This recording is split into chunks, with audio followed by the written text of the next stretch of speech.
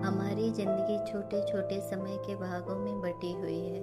हमारी ज़िंदगी में कई दिन, कई घंटे, कई मिनट और कई सेकंड होते हैं, परंतु कुछ लोग इसी समय में उस मुकाम को हासिल कर जाते हैं जिसकी उन्हें चाह होती है।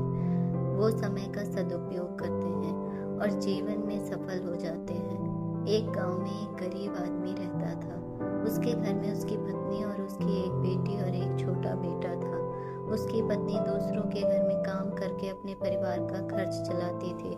उसका पति, जिसका नाम धीरू था, धीरू दिन भर नशे में डूबा रहता था और दूसरों के साथ अपना समय बर्बाद किया करता था। कहीं इधर ताश के पत्ते खेलता दिखता तो कहीं उधर लोगों के दरवाजे में बैठकर गपशप मारा करता था। अपने परिवार का ख्याल उसे बिल्कुल नहीं शाम था। को शराब उसके पीकर माता घर आकर पिता जोर ने जोर उसकी से अपनी शादी पत्नी कर को जल्दी जलाता कर था। दी थी। कई बार बेचारी उसने उसकी अपनी पत्नी पत्नी को दिन मारा रात भी, काम लेकिन कर अब अपने उसकी बच्चों पत्नी का करे पेट भी तो पालती क्या। थी। वह यदि तो उसकी अपने बच्चों पत्नी को एक दिन छोड़कर भी नहीं काम जा पर ना सकती जाए थी। तो उसके बच्चे धीरू को भूखे जो रह कोई भी जाते थे। समझाता था, इसलिए उसकी पत्नी कुछ प्रत्येक कार्य दिन करा दूसरों करो, के वहां पैसे काम कमाया करती करो, थी। अपने परिवार लेकिन का खर्च धीरू को उठाओ। इन सब तुम्हारे बातों दो से बच्चे कोई हैं, फर्क तुम्हारी नहीं पत्नी पड़ता है, था। उनकी देखभाल उसे बस करो। अपना ऐसे समय अपना बर्बाद समय करके बर्बाद हंसी करके मजाक और पत्ते खेलने में धीरू बहुत उसके मजा ऊपर आता बिगड़ था। जाता था और कहता, तुम्हें इससे क्या लेना देना, मैं कुछ भी करूं, यह मेरा जीवन है, मैं तुम्हारे घर में खाता हूं क्या। इसके कारण कोई भी गांव का सदस्य इससे इस विषय में बात नहीं करता था। वह सुबह खाकर निकल जाता था और रात में शराब पीकर घर आता था। अपनी बीवी के ऊपर गुस्सा करता था। ऐसे ही कुछ दिनों तक चलता रहा।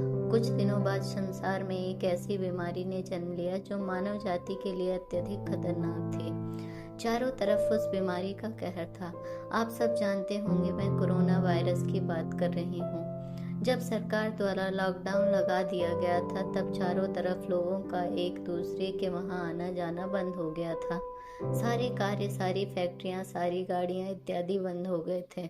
अब धीरू का परिवार भूखा मरने लगा था, क्योंकि उसकी पत्नी जो रोज कमाने जाती वह अब किसी के घर इसी कारण से नहीं जा पाती थी कि कहीं इस बीमारी की वजह मैं न बन जाऊं। लोग उसे अब काम पर बुलाना बंद कर दिए थे। उसके परिवार में अनाज का एक भी दाना नहीं था थे। ना उसके घर में कुछ पैसे थे, ना उसके घर में कुछ पैसे थे। अब वह क्या करता। उसका छोटा बेटा भी बीमार हो गया था। उसके बच्चे की तबीयत ज्यादा खराब हो गई थी। तब धीरू को समझ आया कि अपने परिवार को ध्यान देना चाहिए। उसने बच्चे को अस्पताल ले जाने उसने गांव वालों से पैसे मांगे। गांव वालों ने कहा, पहले कहने पर तो हम लोगों को जली कटी सुना देते थे, अब इस लॉकडाउन में हमारे पास कहाँ से पैसा आए। यही कहकर वह लौटा देते थे। धीरू अत्यधिक परेशान था। अब करे भी तो क्या करे। वह चाहकर भी कुछ नहीं कर सकता था। एक पूरा दिन बीत गया था।